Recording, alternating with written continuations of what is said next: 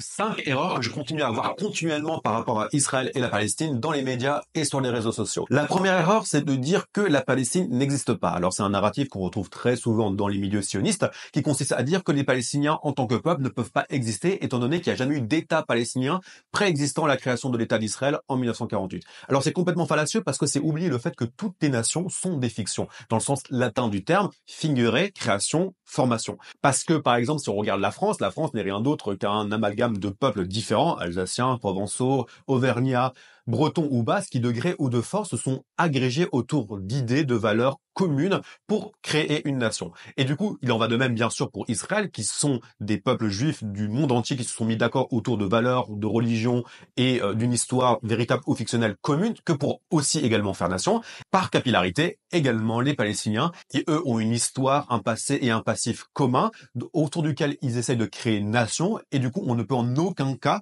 leur retirer le droit d'exister en tant que peuple et en tant que nation, et de facto d'avoir leur propre État et leur propre souveraineté. La deuxième erreur, ce serait de dire que le judaïsme orthodoxe, donc le vrai judaïsme, serait antisioniste. Alors tout d'abord, il faut comprendre que le judaïsme est une religion sioniste. Alors qu'est-ce qu'on entend par sioniste? On entend par sioniste la volonté d'un retour du peuple juif en terre d'Israël, ou la création d'un foyer national juif en terre d'Israël. Et quand on regarde la liturgie juive, quand on regarde l'histoire juive, il y a une composante essentielle dans la Bible, mais aussi dans la liturgie, qui est le retour à la terre des ancêtres. C'est notamment le cas, par exemple, dans la liturgie de la Pâque juive, où les Juifs, chaque année, disent « L'Eshana Abba Be'Yerushalayim », qui signifie « l'année prochaine à Jérusalem », mais aussi dans la Hamida, une des prières centrales du judaïsme, qui est récitée 3 fois par jour, il y a ce passage qui dit « Béni sois-tu, Éternel, notre Dieu, roi de l'univers », qui nous ramène des 4 coins de la terre en terre d'Israël. Donc le judaïsme est profondément sioniste, et d'ailleurs, il y a, selon certaines interprétations du judaïsme, une nécessité du retour des Juifs en terre d'Israël pour que le Messie puisse revenir. Alors maintenant, pourquoi il y a des Juifs orthodoxes qui sont antisionistes? Alors, pour ce faire, il faut déjà comprendre un peu la sociologie du peuple juif. On peut le diviser de manière très très grossière entre différentes catégories. La première, les Ashkénazes, qui sont les Juifs d'Europe, et de l'autre, les Séfaradim et les Mizrahim, qui eux sont les Juifs respectivement d'Afrique du Nord et du Moyen-Orient. Et du coup, quand on regarde l'opposition de certains Juifs orthodoxes contre le sionisme, on voit que ce sont que des mouvements ashkénazes et en aucun cas des mouvements séfarades et des mouvements mizrahi, alors que le judaïsme orthodoxe existe aussi bien du côté ashkénaze que du côté séfarade et mizrahi. Alors pourquoi certains juifs orthodoxes s'opposent-ils au sionisme? Et en fait, il faut le comprendre dans l'histoire même du sionisme, étant donné que le sionisme en tant qu'idéologie qui est né au 19e siècle est né en Europe dans des mouvements juifs qui s'opposaient à l'obscurantisme de l'orthodoxie ashkénaze. C'est ce qu'on appelle le mouvement des Haskalah, donc un mouvement des Lumières qui peut ressembler de près ou de loin à une forme de réforme protestante contre le catholicisme version juive, dans lequel des intellectuels juifs, comme Moses Mendelssohn par exemple, se sont opposés à l'obscurantisme des rabbins qui considéraient de tradition asiatique, etc., alors que eux avaient une volonté beaucoup plus d'occidentalisation. Et c'est dans ces mouvements-là qu'est né le sionisme. Ce n'est pas pour rien que Theodor Herzl, le fondateur du sionisme politique, est un juif profondément laïque, profondément anti-religieux, et que du coup, par capillarité, les mouvements juifs orthodoxes ashkénazes au début de la création du sionisme vont s'opposer, étant donné que les mouvements sionistes sont nés de mouvements qui s'opposaient à leur suprématie sur le judaïsme. Mais très rapidement, énormément de rabbins orthodoxes vont commencer à s'agréer au 19e et 20e siècle à l'idée du retour des Juifs en terre d'Israël et à l'État d'Israël. C'est notamment tout le travail du Rav Kook, qui était le premier grand rabbin d'Israël, qui a fait cette synthèse de réconciliation entre d'un côté le sionisme laïque et de l'autre le sionisme religieux, et aussi le fait qu'aujourd'hui il y a des partis religieux très importants au sein de la Knesset, c'est notamment le cas du parti Shaz, qui est un parti orthodoxe séfarade, mais aussi le cas de Agudat Israël, qui est un parti orthodoxe ashkénaze. Et en ce qui concerne les mouvements orthodoxes ashkénazes antisionistes, il y a bien sûr le mouvement qu'on appelle le mouvement Neturei Karta, qui est un mouvement qui représente même pas 5000 personnes dans le monde, et qui s'oppose à la création de l'État d'Israël, pas en tant que tel, mais plus contre la création d'un État juifs, laïcs, non religieux,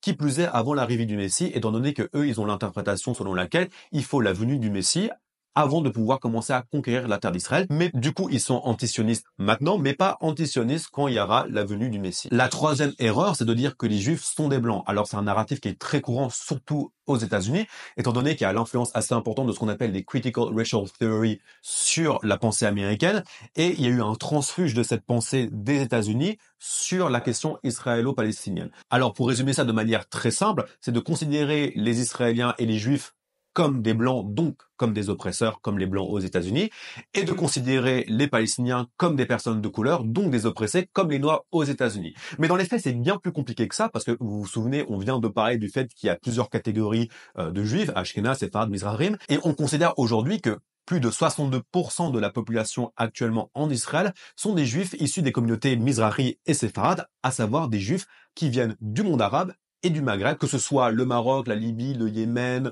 la Syrie, l'Irak, etc., etc. Et du coup, ce sont des Juifs qui ne peuvent pas être considérés comme étant des Juifs occidentaux, des Juifs blancs, étant donné que ce sont des Juifs qui viennent de culture arabo-berbère, de culture orientale, avec un narratif et un set de narratifs qui est beaucoup plus proche de la culture arabo-musulmane que de la culture occidentale. Et la quatrième erreur va m'attirer des ennuis, c'est de dire que le houmous n'est ni israélien, ni palestinien, étant donné que c'est un plat qui est commun à une région qui est la région du Levant, qui est aussi bien mangé en Irak, au Liban, en Syrie, etc., etc., et que on peut pas donner une nationalité à un plat. Ce serait comme de dire que les frites sont belges alors que la Belgique existe depuis seulement 1830, et moi, en tant que Belge, ça me ferait plaisir de dire que les frites sont belges, mais bon, les frites existaient bien avant la création de la Belgique. Au même titre, le houmous existe bien avant la création d'Israël et de la Palestine. Et comme on vient de le dire, les Juifs qui sont venus de l'ensemble du Moyen-Orient et de l'ensemble des pays arabes sont venus avec leur culture, leur musique, leurs us et coutumes, et aussi bien sûr leur gastronomie.